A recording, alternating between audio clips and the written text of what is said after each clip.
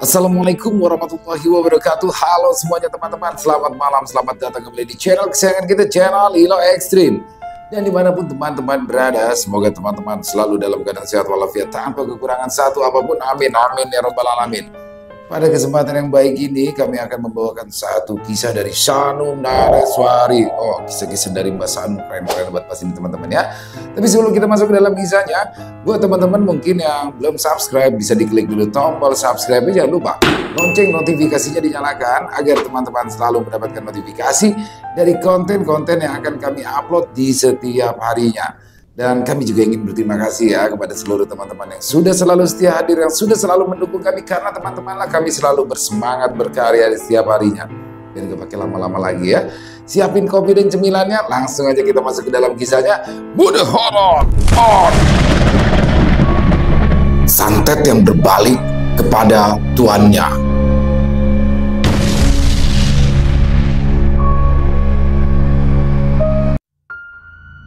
Ivan menatap amplop coklat di tangannya.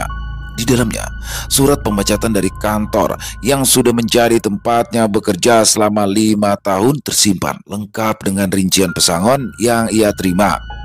Wajahnya kaku, sulit menerima kenyataan bahwa hari ini ia harus pergi dari tempat yang selama ini memberikan penghidupan bagi keluarganya.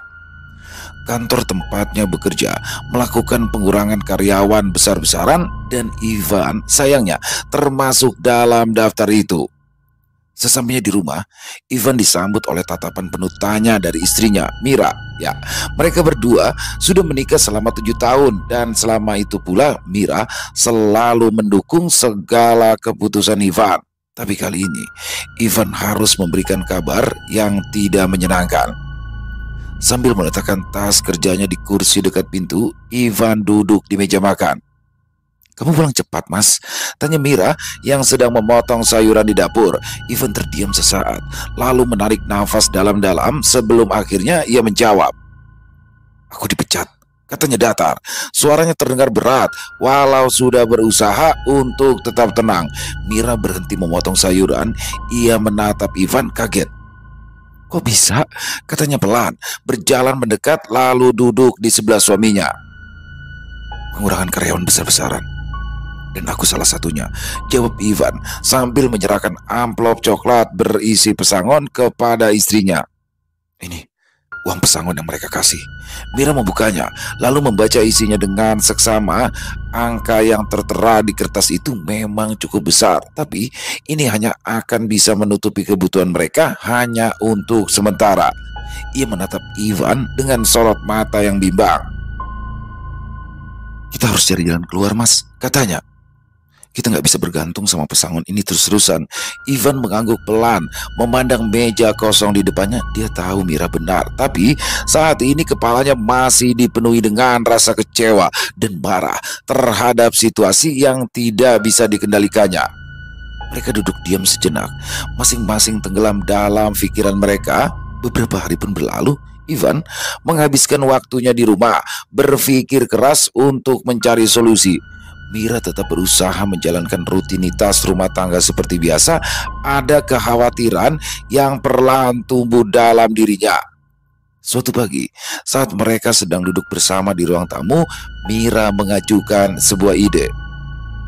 "Mas, gimana kalau kita buka usaha catering?" usul Mira tiba-tiba mengalihkan pandangan dari televisi ke arah Ivan. Ivan mengerutkan kening. "Catering?" tanyanya, seakan memastikan ia tidak salah dengar. "Iya, Mas, aku kan bisa masak, dan banyak orang bilang masakan aku tuh enak. Nanti kita bisa mulai kecil-kecilan dulu buat catering harian atau ya pesanan untuk acara-acara kecil. Modal kita pakai uang pesangon itu. Kalau berhasil kan lama-lama juga pasti bisa berkembang," jelas Mira dengan antusias. Ivan terdiam sejenak, mencoba mencerna ide yang baru saja dilontarkan oleh istrinya. Memang benar, Mira sangat pandai memasak. Setiap kali ada acara keluarga, masakan Mira selalu jadi favorit. Tapi Ivan ragu, dia tidak pernah membayangkan dirinya akan terjun ke dunia usaha, apalagi usaha di bidang kuliner. "Kamu yakin, Mir?" tanyanya hati-hati. "Aku gak ngerti apa-apa loh soal bisnis." Ya kan kita bisa belajar, Mas. Lagi pula ini kan bukan cuma soal uang, ini juga soal kita bisa tetap produktif. Nggak diem aja di tempat. Mira menatap Ivan dengan penuh keyakinan. Aku yakin kok kalau kita bisa. Setelah berpikir beberapa saat, Ivan mengangguk. Mungkin ini memang jalan yang harus mereka tempuh. Dengan pesangon yang ada, mereka bisa memulai usaha kecil dan seiring berjalannya waktu bisa mengembangkannya. Mereka segera memulai persiapan. Ivan dan Mira memutuskan untuk memanfaatkan dapur rumah mereka sebagai tempat produksi. Dengan anggaran yang terbatas, mereka hanya membeli peralatan tambahan yang benar-benar diperlukan seperti oven yang lebih besar dan juga beberapa wadah penyimpanan makanan. Mereka juga mencari supplier bahan baku yang bisa memberikan harga murah tapi tetap berkualitas.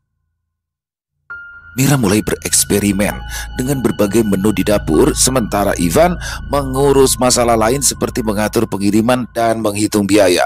Setiap pagi, Ivan berkeliling lingkungan sekitar, membagikan brosur yang mereka buat sendiri. Di brosur itu tercantum berbagai menu yang bisa dipilih untuk catering harian, lengkap dengan nomor kontak yang bisa dihubungi. Hari pertama mereka menerima pesanan, Ivan dan Mira bekerja sama tanpa henti sejak pagi-pagi buta.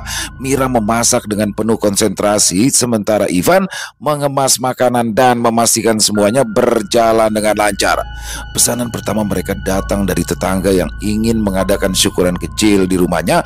Walau hanya beberapa porsi, bagi Ivan dan Mira ini adalah langkah pertama yang penting. Setelah selesai mengantarkan pesanan, Ivan duduk di ruang tamu sambil menyeka keringat di dahinya. Tubuhnya terasa lelah, tapi ada kepuasan yang tidak bisa disembunyikan. Mira menghampirinya dengan secangkir teh hangat. Capek ya, Mas? Tanya Mira. Ia tersenyum kecil. Ivan mengangguk sambil menyesap teh yang diberikan istrinya. Ya capek, tapi rasanya lega. Ya setidaknya kita nggak cuma duduk diam, katanya. Hari demi hari, pesanan semakin banyak. Bisnis kecil mereka kini mulai dikenal, terutama di lingkungan sekitar. Ivan dan Mira semakin kompak, berbagi tugas dan tanggung jawab dengan baik. Setiap malam, mereka duduk bersama di meja makan, menghitung keuntungan dan merencanakan langkah berikutnya. Meski perjalanan ini baru dimulai, Ivan merasa optimis. Ya, bisnis catering yang dijalankan oleh Ivan dan Mira semakin ramai. Pesanan datang bertubi-tubi, bahkan melampaui dugaan semula. Hampir setiap harinya, dapur rumah mereka dipenuhi dengan aroma masakan yang siap diantar. Hanya saja, di balik segala kesibukan itu, perlahan-lahan mulai muncul kejadian-kejadian yang mengganggu ketenangan mereka. Suatu malam, saat Ivan sedang membereskan peralatan di dapur, ia mendengar suara aneh dari halaman belakang. Pada awalnya, terdengar seperti suara gesekan di tanah. Makin lama makin jelas, seperti ada yang sedang merayap. Ivan menghentikan pekerjaannya dan melangkah keluar dengan perasaan was-was. Cahaya lampu teras yang redup menerangi pekarangan kecil mereka. Di sana, di atas tanah, seekor ular besar sedang melata. Ivan berdiri kaku, memperhatikan hewan itu dengan penuh rasa tidak percaya. Ular itu tampak seperti ingin masuk ke dalam rumah, tapi berkali-kali berbalik pergi lalu kembali ke titik yang sama. Gerakannya tidak wajar, seolah-olah ada sesuatu yang menahannya. Ivan segera mengambil sapu panjang dan coba mengusirnya. Setelah beberapa kali menyapu udara di dekatnya, ular itu akhirnya merayap pergi. Ivan kembali masuk ke dalam rumah dengan wajah yang tegang. Mira yang melihat suaminya tiba-tiba pucat itu bertanya, "Ada apa, Mas?" "Ada ular tadi di belakang. Gerakannya aneh," jawab Ivan pendek. Matanya masih fokus ke arah pintu belakang. Kejadian itu bukanlah yang pertama. Dalam beberapa minggu terakhir, sudah beberapa kali ular ditemukan di sekitar rumah mereka. Hanya saja, kali ini ada sesuatu yang berbeda, sesuatu yang membuat bulu kuduk Ivan merbang.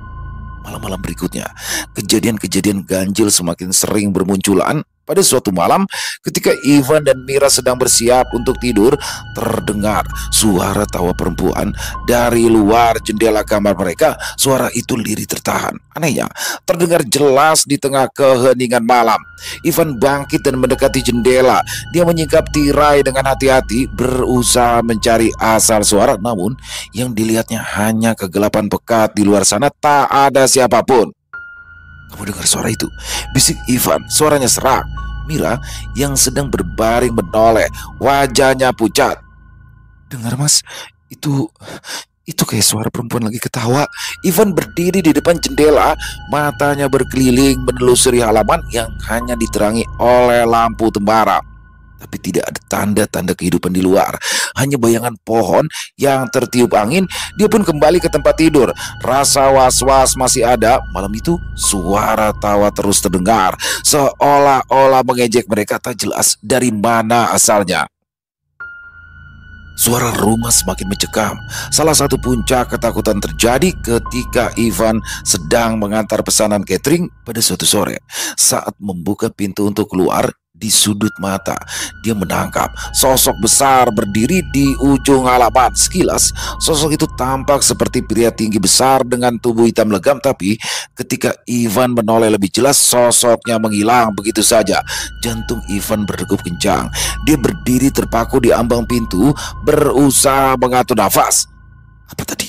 Gumamnya pada diri sendiri, mencoba mencari alasan masuk akal untuk apa yang baru saja dilihat. Mungkin itu hanya bayangan pohon atau halusinasi akibat kelelahannya.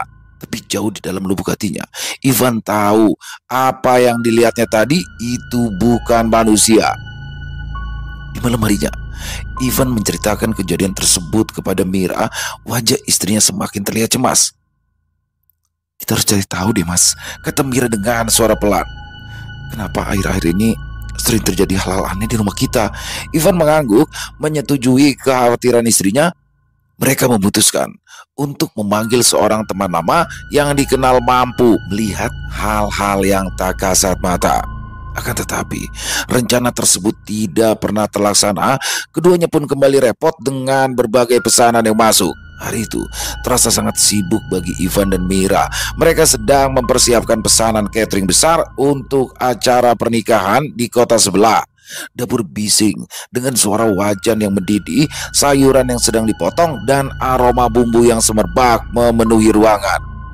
Mira yang tengah sibuk mengaduk panci besar berisi kuah kaldu tiba-tiba merasakan sesuatu yang aneh di atas kepalanya. Pada awalnya dia berpikir jika itu hanyalah cicak yang jatuh, hal biasa yang sering kali terjadi di dapur mereka akhir-akhir ini. Tapi saat dia merasakan sesuatu yang dingin dan licin melilit ubun-ubunnya, Mira mendadak membeku. Wajahnya berubah pucat. Tanpa berpikir panjang, ia segera menjerit keras, Mas Ivan!" Suara Mira melengking menggema ke seluruh rumah. Tangannya gemetar saat meraba rambutnya ketika ia memegang sesuatu yang bergerak. Jantungnya seakan berhenti berdetak. Ivan yang sedang mengatur bahan-bahan di meja dapur langsung berbalik. Matanya membesar ketika melihat Mira berdiri kaku dengan seekor ular sanca kecil di atas kepalanya. Dengan cepat Ivan melemparkan barang-barang di tangannya lalu berlari menghampiri Mira. "Diam, jangan bergerak," katanya dengan suara rendah namun tegas. Mira hanya bisa mengangguk. Mulutnya terkatup rapat, matanya membulat penuh ketakutan. Dengan tangan gemetar, Ivan mencoba meraih ular itu. Ular tersebut tampak tidak terlalu agresif, tapi kulitnya yang licin membuat Ivan kesulitan untuk menangkapnya. Tubuh ular itu terasa dingin di tangannya, tetapi sebelum Ivan sempat menggenggamnya dengan benar, ular tersebut bergerak cepat, meluncur ke bawah, melingkari bahu Mira, lalu jatuh ke lantai dengan suara berdesis pelan. Ia melata cepat, menyelusup di antara kaki meja, menyelinap ke arah perabotan lain. Ivan segera mengejarnya, tapi ia terlalu lambat. Dengan gesit, hewan itu masuk ke celah sempit di antara lemari dan dinding, lalu menghilang begitu saja seolah lenyap di udara. Kemana ularnya?" tanya Mira dengan nafas yang masih tersengal-sengal. Berdiri di tempat dengan tubuh gemetar, keringat dingin membasahi dahinya. Ivan menatap celah di mana ular itu menghilang. Ia bingung sekaligus tak percaya. Kayaknya masuk ke salah lemari deh, jawab Ivan. Suaranya datar, tidak mengerti apa yang baru saja terjadi. Dia segera memeriksa sekeliling dapur, membuka setiap laci, memeriksa di bawah perabotan. Namun ular itu benar-benar hilang. Tidak ada tanda-tanda kemana makhluk itu pergi. Mira duduk di kursi dengan lemas. Dia meraba kepalanya, mencoba menenangkan diri dari kejadian mengerikan barusan. Mas, ini udah keterlaluan deh. Cicak jatuh dari atap setiap hari masih bisa kuterima, tapi ular jatuh dari atap, ini udah gak masuk akal, Mas. Ivan mengangguk setuju. Matanya masih fokus pada area tempat ular itu terakhir terlihat. Pikirannya berkecamuk. Ular jelas berukuran lebih besar daripada cacing, tidak mungkin hilang begitu saja, apalagi di dapur kecil mereka yang terbatas ruang geraknya. Sejak kapan ular bisa jatuh dari langit-langit? Atap kita kan rapat, gak ada lubang. Ivan merenung, mencoba mencari jawaban logis dari kejadian yang baru saja terjadi. Setelah beberapa saat, Ivan menghampiri Mira dan meletakkan tangan di bahunya. Sudahlah, kita coba tenang dulu. Mungkin ular itu memang sudah ada di dalam rumah sejak dulu. Bisa jadi dia sembunyi di salah satu celah perabotan sejak lama. Tapi Mas, Mira terdiam, menatap Ivan dengan mata penuh kecemasan. Kenapa baru muncul sekarang? Dan kenapa dia bisa jatuh tepat di atas kepalaku? Ini gak masuk akal, Mas. Ivan juga merasakan hal yang sama. Bukan hanya aneh, tapi mencekam. Ada sesuatu yang tidak wajar dengan ular itu. Seperti ada kekuatan tak kasat mata yang mengatur semuanya. Sebelumnya, mereka sudah beberapa kali mengalami kejadian ganjil. Tapi kali ini, hawa mistis begitu kuat menyelimuti ruangan. Setelah kejadian itu, suasana di rumah mereka berubah. Ivan dan Mira semakin waspada, terutama terhadap hal-hal kecil yang dulunya mereka anggap biasa. Malam-malam terasa lebih sunyi dari biasanya. Bahkan suara cicak di atap terdengar lebih nyaring sehingga membuat mereka terjaga. Ivan bertambah curiga bahwa keanehan ini bukan sekedar kebetulan. Ada sesuatu yang ingin mengganggu ketenangan mereka. Matahari baru saja terbit. Sinarnya yang hangat mulai menyelinap masuk melalui celah-celah jendela. Ivan duduk di ruang makan sambil menyeruput kopi panas. Sementara Mira sibuk di dapur menyiapkan sarapan untuk keluarga. Anak mereka, Rina, bersiap-siap untuk mandi sebelum berangkat sekolah. Namun ketenangan pagi itu tiba-tiba pecah oleh suara teriakan keras dari arah kamar mandi.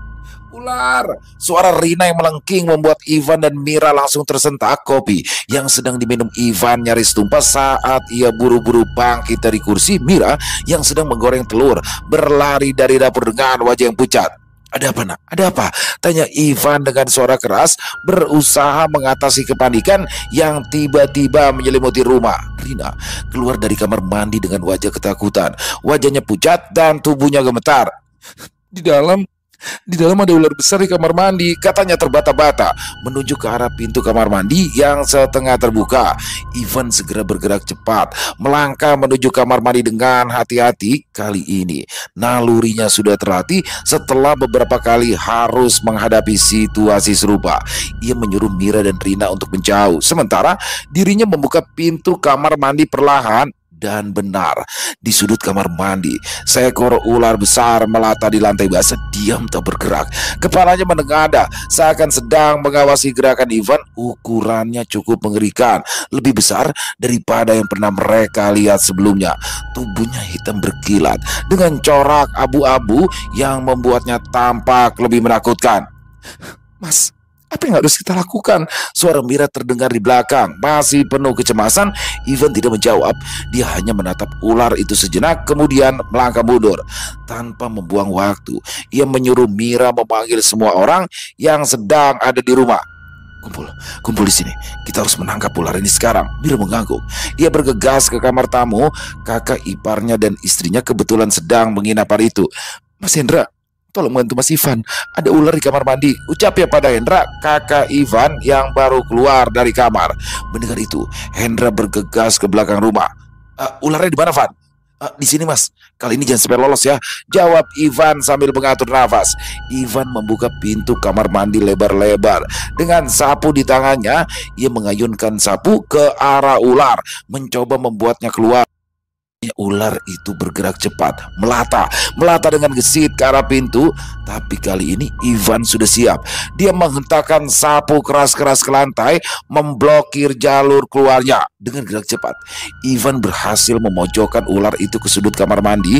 Tanpa berpikir panjang, dia menahan tubuh ular itu dengan sapu. Sementara Hendra bergerak cepat dari arah belakang, melemparkan kain pel untuk melilit bagian tubuh ular yang tersisa.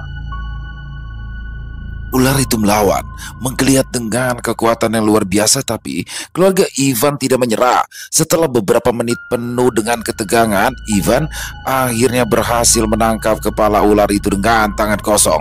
Tubuhnya basah oleh keringat. Dengan satu gerakan tegas, ia menarik tubuh ular itu keluar dari kamar mandi. Ular tersebut kini tergeletak di tanah pekarangan, masih hidup namun sudah tak berdaya. Tubuhnya yang besar bergerak dengan lemah. Jangan dibunuh, Van. Biarkan saja dia pergi. Serga Hendra pada adiknya, Ivan membuang muka. Setelah memastikan ular itu tidak bisa bergerak lagi, Ivan segera mengambil tongkat kayu panjang. Dengan satu hentakan yang kuat, ia memukul bagian leher ular itu. Suara pukulan kayu beradu dengan daging ular terdengar jelas. Seketika ular itu terdiam, kepalanya terkulai, lehernya patah, tubuhnya berhenti bergerak. Tetapi di saat mereka semua berpikir bahwa masalah sudah selesai, sesuatu yang aneh terjadi. Perlahan di leher ular yang sudah mati itu muncul sesuatu yang tidak biasa. Logam berwarna keperakan terlihat jelas melingkari leher ular itu. Mas, itu apa mas? Suara Mira terdengar lirih, nyaris tak percaya dengan apa yang dilihat. Ivan memandang dengan mata terbelalak. Kalung tersebut muncul begitu saja, padahal sebelumnya tidak ada sama sekali. Tapi Ivan tidak ambil pusing. Ia segera meminta yang lain untuk masuk ke dalam. Sementara Ivan memeriksa sekeliling rumah, ia curiga ada sarang ular di dekat rumahnya. Dia berkeliling cukup lama, tapi sayangnya Ivan tak menemukan lubang yang bisa menjadi sarang ular. Tidak terasa hari mulai siang, Hendra dan istrinya sudah pamit pulang, bahkan sebelum sempat sarapan. Dari kejauhan, Ivan melihat seseorang berjalan pelan di sepanjang jalan depan rumah. Semakin dekat, Ivan mengenali sosok itu sebagai Pak Karim, tetangganya yang biasa tersenyum ramah setiap kali melewati rumah. Tetapi kali ini ada yang berbeda. Langkah Pak Karim lambat, terlihat membungkuk sedikit dengan kepala miring ke satu sisi. Ivan mengerutkan kening, memperhatikan lebih jelas. Leher Pak Karim tampak aneh, terlihat bengkak dan memerah. Kepalanya miring seolah tidak bisa tegak, seolah seperti ada sesuatu yang berat menariknya ke bawah. Nafas Pak Karim terdengar berat, bahkan dari kejauhan seperti orang yang berusaha keras untuk menarik udara ke paru-parunya. Pak Karim, Ivan berdiri dan melangkah cepat ke pagar, memanggil tetangganya dengan nada yang cemas. Pak Karim tidak segera menjawab. Dia berhenti berjalan, lalu dengan gerakan lambat menoleh ke arah Ivan. Mata Pak Karim terlihat sayu, seolah-olah ia sedang menahan rasa sakit yang luar biasa. Bibirnya bergerak sedikit, tidak ada suara yang keluar. Pak Karim, apa yang terjadi? Bapak sakit? Ivan melangkah lebih dekat, melintasi pagar rumahnya dan mendekati tetangganya yang kini hanya berjarak beberapa meter darinya. Saat Ivan semakin dekat, dia bisa melihat lebih jelas kondisi Pak Karim. Lehernya bengkak besar, kulitnya memerah, di beberapa tempat pembuluh darah tampak menonjol seperti akan pecah. Kepala Pak Karim terus miring ke kanan, walau sudah berusaha sekuat tenaga untuk menegakkannya, tapi ia tak bisa. Aku nggak tahu mas, jawab Pak Karim akhirnya. Suaranya serak dan tertahan. Leherku bengkak, tiba-tiba saja. Mau saya antar ke rumah sakit pak? Tanya Ivan iba, khawatir situasi ini bisa menjadi lebih buruk. Tetapi saat ia sedang mencoba meraih lengan Pak Karim untuk membantunya berjalan, Pak Karim tiba-tiba menggerang pelan. Tangannya menempel erat di leher, seolah-olah ada sesuatu yang mencengkramnya. Aku nggak bisa, Mas Ivan, leherku seperti ada yang menahan. Sakit, ujar Pak Karim dengan suara yang hampir tak terdengar. Lebih baik antar ke rumah. Ivan berhenti sejenak, mencoba menenangkan pikirannya. Dia melihat sekeliling berharap ada tetangga lain yang juga bisa membantu, tetapi jalanan pagi itu sepi. Keadaan Pak Karim semakin mengkhawatirkan. Keringat dingin membasahi wajahnya, nafasnya semakin pendek dan cepat. Ayo Pak, kita harus segera pergi. Langkah Pak Karim goyah, tubuhnya seperti kehilangan keseimbangan. Ivan bergerak cepat menopang tubuh Pak Karim sebelum ia jatuh ke tanah. Kepala Pak Karim terkulai ke kanan, seolah lehernya tidak mampu lagi menahan beban kepalanya. Nafasnya tersengal-sengal seperti orang yang hampir tenggelam. Wajahnya mulai memucat. Ivan tak punya pilihan lain. Ia mulai berteriak memanggil tetangga lain untuk meminta bantuan.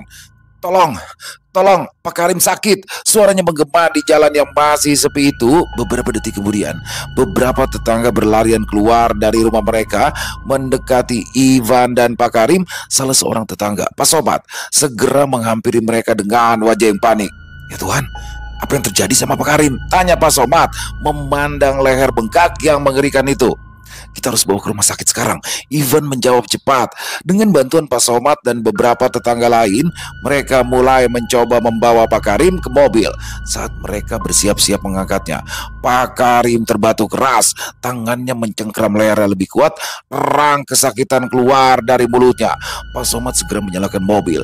Ia memberikan isyarat kepada Ivan agar segera memasukkan Pak Karim ke dalam mobilnya.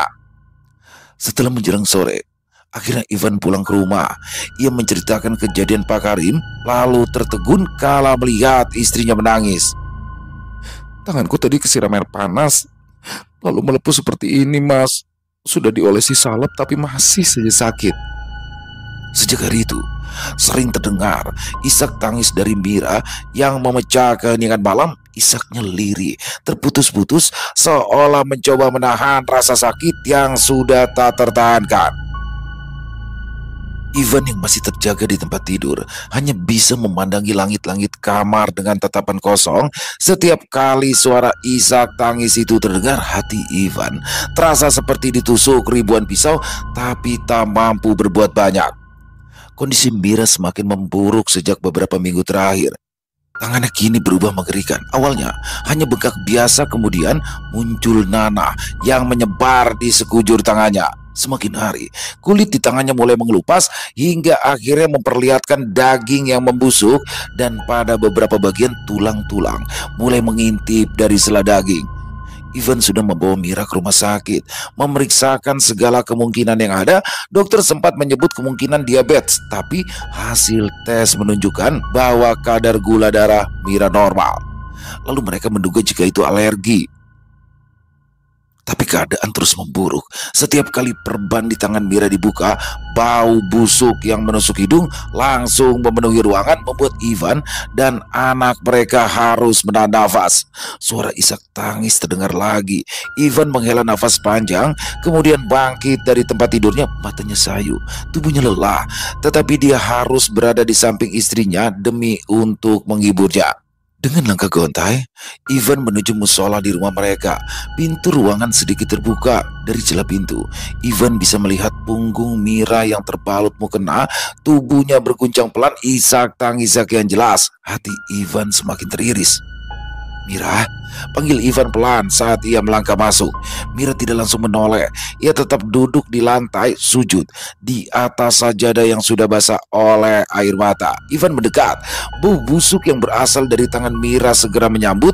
Tangan itu kini sepenuhnya terbungkus perban. Kondisi Mira semakin parah, bahkan dokter pun tak bisa memberi jawaban yang memuaskan. Mira, sudah malam. Ayo istirahat, bujuk Ivan. Perlahan, Mira mengangkat tubuhnya dari sujud, duduk bersimpu di hadapan Ivan. Matanya merah karena terlalu banyak menangis. Wajahnya pucat, tetapi ia tetap berusaha tersenyum di depan suaminya. Aku gak bisa tidur, Mas, bisiknya. Suaranya serak karena terlalu lama menangis. Ivan lalu duduk di sampingnya. Tangannya gemetar saat meraih tangan Mira yang dibalut perban. Di bawah lapisan kain itu, dia bisa merasakan panas yang tidak wajar, tanda infeksi yang semakin parah. Ivan membuka sedikit perban di ujung jari Mira. Pemandangan yang ia lihat membuatnya hampir muntah. Kulitnya telah mengelupas sepenuhnya, meninggalkan daging yang membusuk dan meneteskan cairan berbau menyengat. Ini pasti bukan alergi biasa, Mira. Gumam Ivan, suaranya bergetar. Sepertinya kita harus cari bantuan lain. Ini semakin parah. Mira menatap Ivan, matanya dipenuhi rasa sedih yang mendalam. Dia tahu suaminya khawatir, tapi apa yang bisa mereka lakukan? Semua yang mereka coba, dari medis hingga alternatif, tak kunjung membawa hasil. Mungkin ini memang sudah takdirku, Mas, ucap Mira lemah. Suaranya nyaris tak terdengar. Kata-kata Mira membuat Ivan menunduk. Matanya basah. Dia ingin membantah, ingin mengatakan bahwa mereka masih bisa menemukan jalan keluar, tapi kenyataannya memang begitu. Mereka sudah mencoba berbagai cara, hanya saja belum ada kesembuhan bagi Mira. Malam itu, Ivan memutuskan untuk tidak kembali ke tempat tidur. Dia tetap duduk di samping Mira, menggenggam tangannya. Isak tangis Mira mulai mereda seiring kantuk yang mulai datang. Keesokan harinya, Ivan duduk di bangku kayu yang sudah mulai lapuk di depan rumahnya. Warung sederhana yang ia buka di depan rumah kini menjadi satu-satunya harapan untuk menghidupi keluarganya. Ya, Ivan dan Mira memang sempat merasakan kesuksesan dari usaha catering mereka. Namun, semenjak penyakit aneh yang menimpa Mira, semua itu hilang seperti mimpi buruk yang tak kunjung berakhir. Begitu, angin berhembus lembut, tetapi terasa dingin di kulit Ivan yang kini lebih sering menghabiskan waktunya di luar rumah, di warung kecilnya. Di warung itulah ia menjual mie instan, kopi, hingga jajanan kecil untuk anak-anak. Meskipun hasilnya tak seberapa, setidaknya Ivan masih bisa memberi makan anaknya dan merawat Mira yang semakin hari kondisinya semakin memprihatinkan. Suara batuk Mira terdengar dari dalam rumah, membuat Ivan menoleh sekilas ke arah pintu yang sedikit terbuka. Batuknya terdengar lemah, disertai dengan suara isakan yang nyaris tak terdengar. Tangan Mira yang dulunya gesit membantu memasak, kini tak lagi bisa digerakkan dengan bebas. Tangan yang membusuk terus-menerus mengeluarkan nanah meskipun sudah dibalut perban tebal setiap harinya. Tubuh Mira pun semakin kurus, wajahnya pucat. Setiap suap makanan yang masuk ke dalam mulutnya harus dibantu oleh Ivan atau salah satu dari anak mereka. Hari demi hari berlalu, Mira semakin bergantung pada bantuan orang lain. Ivan yang kini hanya bisa bertahan dengan warung kecil itu agar bisa tetap menjaga istrinya. Catering mereka sudah ditutup, pelanggan berhenti datang, dan pesanan yang dulu membuat dapur mereka selalu sibuk kini hanya menjadi kenangan. Saat Mira tak lagi bisa mengurus diri sendiri, Ivan pun tak tega meninggalkannya. Bagaimana mungkin dia meninggalkan perempuan yang telah menemani hidupnya dalam keadaan seperti ini? Dengan berat hati, Ivan memutuskan untuk membuka warung di depan rumah. Dan ini adalah keputusan yang pahit, tapi dia tidak punya pilihan lain. Ada tawaran pekerjaan dari Pak Somad yang kasihan melihatnya. Tawaran itu ditolak Ivan karena ia sulit meninggalkan Mira tanpa ada yang menemaninya. Setiap hari, ia membuka warung dari pagi hingga malam, berharap ada pembeli yang datang dan bisa membawa sedikit uang untuk kebutuhan sehari-hari. Hanya saja, hasil dari warung itu tak cukup. Ekonomi mereka merosot tajam. Dulu, Ivan masih bisa menabung sedikit demi sedikit dari usaha catering. Tetapi kini, semua tabungan itu sudah habis demi untuk biaya pengobatan Mira dan juga kebutuhan hidup lainnya. Setiap hari Ivan semakin tertekan, tetapi dia tidak pernah mengeluh di depan anak-anak ataupun Mira. Mereka juga sudah cukup menderita. "Pak, mau beli mie instan?" Suara seorang anak kecil membuyarkan lamunan Ivan. Anak itu berdiri di depan warungnya, memandang mie instan yang tersusun di rak kecil. Ivan tersenyum tipis, mencoba menyembunyikan kelelahan yang terpancar dari wajahnya. "Boleh dek, ambil aja ya, nanti bapak buatkan air panasnya." Anak kecil itu mengangguk, lalu mengambil satu bungkus mie. Ivan bergerak pelan, mengambil teko air panas dari belakang meja, kemudian menyeduh mie instan untuk anak itu. Sementara tangannya sibuk, pikirannya kembali pada keadaan Mira di dalam rumah. Setelah melayani anak itu, Ivan menghela nafas panjang. Dia melirik ke dalam rumah. Dari tempatnya berdiri, Ivan bisa melihat sosok Mira yang duduk di sofa. Wajahnya yang semakin tirus, tampak tak berdaya. Hari-hari Mira dihabiskan di sana, di dekat jendela, menatap kosong keluar tanpa banyak bicara. Kadang, Ivan melihat air mata mengalir di pipinya. Namun, Mira tidak pernah mengeluh. Tangisnya hanya terdengar di malam hari saat Ivan tahu istrinya sedang menahan rasa sakit yang luar biasa. Suatu malam, ketika Ivan sedang menutup warungnya, dia mendengar Mira memanggilnya dari dalam. Suara Mira terdengar begitu lemah. Ivan segera masuk ke dalam rumah, mendapati Mira terbaring di tempat tidur, matanya berkaca-kaca. Suaranya hampir tak terdengar. "Mas Ivan?" Suaranya pelan. Ivan mendekat, duduk di sisi tempat tidur. "Ya Mira, maafkan aku ya. Aku tidak bisa membantumu lagi. Aku hanya menyusahkan kamu," kata-kata Mira menusuk hati Ivan. Ia meraih tangan istrinya yang kini semakin kurus, lalu menggenggamnya erat. "Jangan bicara seperti itu. Kamu tidak pernah menyusahkan. Kamu adalah istri yang baik, dan aku akan selalu ada di sini untuk kamu." Mira tersenyum lemah, air matanya mengalir pelan. Dia tahu Ivan berusaha tegar, tapi beban yang harus ditanggung oleh suaminya itu semakin berat. "Sabar ya Mira, jangan pernah berputus asa." Ivan mengusap lembut bau Mira yang kurus. "Kita serahkan semuanya kepada Allah." Malam itu, Ivan menjalankan sholat tahajud kembali tengah malam yang sunyi, diikuti oleh Mira walau dalam keadaan duduk. Meski kondisinya belum pulih sepenuhnya, ia tetap teguh menjalankan ibadah, seakan itu satu-satunya kekuatan yang masih membuatnya bertahan. Setelah beberapa bulan, tangan yang sebelumnya membusuk dan bernanah kini mulai menunjukkan tanda-tanda penyembuhan. Luka-luka yang dulu menganga perlahan mengering. Kulitnya meskipun masih rapuh tampak lebih baik. Dalam hati Mira merasa bersyukur, meskipun ia tak tahu pasti apa yang menyebabkan kondisinya membaik. Hanya iman yang terus ia pegang teguh. Meski di luar sana bisikan-bisikan dan juga tawaran untuk berobat ke dukun sering ia dengar. Suatu hari Pak Somad datang berkunjung. Ia duduk di ruang tamu rumah Ivan dan Mira. "Mira, kenapa kamu tidak mencoba pergi ke dukun saja?" ujarnya. "Apalagi kan dulu kalian pernah punya usaha catering yang maju. Bisa saja ada orang iri lalu mengirimkan santet padamu." Mira menunduk, tangannya yang masih terbalut perban perlahan menyentuh lutut. "Saya tidak percaya pada hal-hal seperti itu, Pak," jawab Mira dengan tegas. Suaranya pelan tapi terdengar mantap. "Saya yakin Allah yang menyembuhkannya."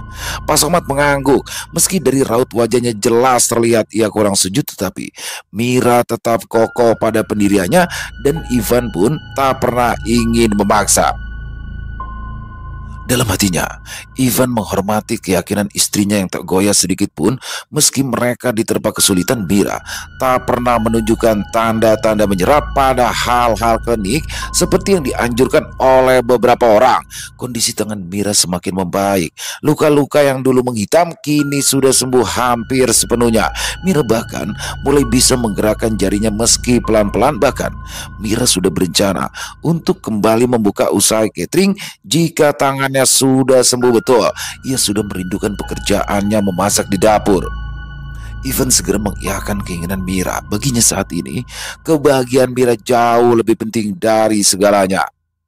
Suatu malam, setelah menyelesaikan sholat tahajudnya, Mira tertidur dengan pulas. Di dalam tidurnya, mimpi yang buruk datang menghampirinya. Ia melihat Hendra tengah berdiri di depan pintu sebuah rumah tua yang tak terawat. Dalam mimpinya itu, Hendra tampak marah saat pintu dibukakan oleh sang pemilik rumah. "Katamu dia masih mati. Tapi kenapa dia masih baik-baik saja?" Hendra mencekik leher lelaki tua yang baru saja membukakan pintu. "Bukannya kamu berjanji akan membuat perempuan sial itu mati dengan mengenaskan?" Lelaki pemilik rumah tak bisa bernafas karena kuatnya cengkraman dari Hendra. Sementara istrinya kalang kabut berusaha menenangkan Hendra yang sepertinya sudah kesetanan. "Aku sudah banyak membayar kalian supaya istri adikku itu cepat mati, atau setidaknya sampai Ivan meninggalkannya. Hah? Tapi apa yang terjadi? Ivan justru tambah sayang padanya. Hendra melepaskan cekikannya dengan kasar, membiarkan lelaki tua itu terjatuh ke lantai seperti boneka yang rusak. Ingat, aku tidak mau tahu. Pokoknya Mira harus segera dibereskan. Kalau kali ini sampai gagal lagi, maka kalianlah yang akan celaka. Hendra menendang keras lelaki itu, lalu pergi meninggalkannya begitu saja. Setelah Hendra menjauh, lelaki itu bangkit dengan susah payah. Dia menatap punggung Hendra dengan penuh amarah. Mira terbangun dengan kaget. Nafasnya tersengal-sengal, jantungnya berdebar keras. Ya, mimpi itu terasa begitu nyata, seakan terjadi tepat di hadapannya. Butuh beberapa saat bagi Mira untuk menenangkan diri, mencoba berpikir logis meskipun hatinya dipenuhi kecurigaan. Ia memutuskan untuk menyimpan mimpi itu sendiri. Tidak baik langsung menuduh tanpa bukti, pikirnya. Lagi pula ini hanya mimpi, atau setidaknya itulah yang ia coba yakini.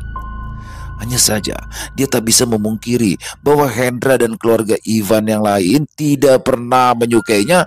Mereka hanya berbicara dengan Mira jika kepepet saja. Di siang harinya, saat Mira sedang duduk di ruang tamu, suara dering ponsel Ivan memecah keheningan. Ivan yang sedang menjaga warung segera mengangkat telepon itu. Dari nada suaranya, Mira tahu bahwa ada sesuatu yang tidak beres. Apa? Mas Hendra, kapan? Kapan? Ivan terdengar terkejut. Wajahnya berubah pucat seketika. Bagaimana bisa? Bagaimana bisa? Lanjutnya hampir tak percaya dengan apa yang baru saja didengarnya. Setelah menutup telepon, Ivan tampak terpukul. Mas Hendra meninggal, katanya. Suaranya terdengar berat. Mira yang mendengarnya segera mendekat, menanyakan apa yang terjadi. Ivan menunduk, menatap lantai, lalu melanjutkan dengan suara serak. Mas Hendra dipatuk ular. Saat akan keluar rumah, ular itu tiba-tiba saja muncul lalu menggigit kakinya, dan akhirnya dia tidak bisa diselamatkan. Mira terpaku mendengar kabar tersebut. Sejenak, bayangan mimpi buruk tadi malam kembali berputar-putar di kepalanya. Semua terasa masuk akal, terlebih lagi jika dia mengingat sorot mata lelaki tua itu ketika menatap Hendra pergi. Mira menggelengkan kepala, memutuskan melupakan mimpi tersebut, lalu menghibur Ivan yang sedang berduka. Mereka segera menuju rumah Hendra, mengurus pemakamannya hari itu juga. Sampai sekarang, Mira tak pernah menceritakan tentang mimpinya itu pada Ivan. Ia memutuskan menyimpannya rapat-rapat dan mengikhlaskan semua yang terjadi.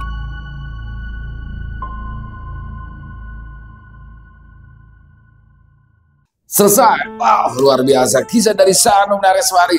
Santetnya akhirnya kembali kepada tuannya ya. Jahat banget, asli jahat banget ini ya. Kakak ipar, tapi memang seperti itu ya. Ada beberapa, dan saya juga sering menemukan kasus seperti ini, bagaimana seorang saudara lah ya, mau kakak mau adik, ada yang tidak setuju dengan pilihan dari adik atau kakaknya itu, sehingga begitu memusuhinya. Tapi dalam kisah ini sampai disantet. Sebenarnya tujuannya nggak sampai selesai ya, paling tidak sampai Ivan meninggalkan Mira. Tapi di sini rasa cinta Ivan terhadap Mira luar biasa.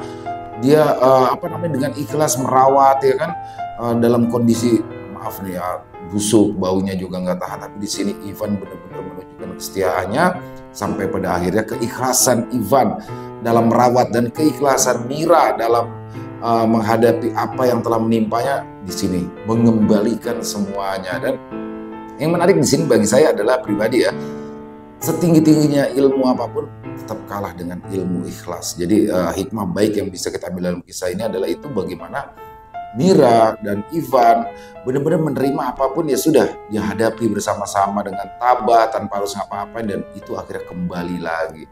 Dan Hendra pada akhirnya mendapatkan apa yang sudah dia kirimkan, ular. Wah, jahat banget ini. Santet Kumorjo sepertinya nih ya teman-temannya, luar biasa sekali kisahnya. Mbak Sanum keren, pakai banget kisahnya. Banyak hikmah yang kita bisa ambil ya dalam kisah ini.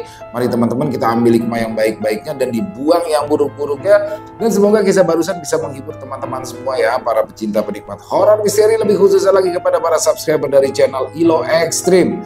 Silakan buat yang punya komentar lain, yang punya pendapat lain bisa menuliskan di dalam kolom komentar, ataupun hanya sekedar saling menyapa, insya Allah kami akan menjawab satu persatu. Dan buat teman-teman yang suka dengan video dengan kisah barusan, silakan bisa diklik tombol like atau jempolnya, boleh juga dong di-share link videonya ke teman-teman yang lain agar juga ikut merasa terhibur. Dan buat teman-teman mungkin yang baru bergabung atau yang sudah lama bergabung tapi lupa nih ya, belum diklik tombol subscribe-nya, ayo dong.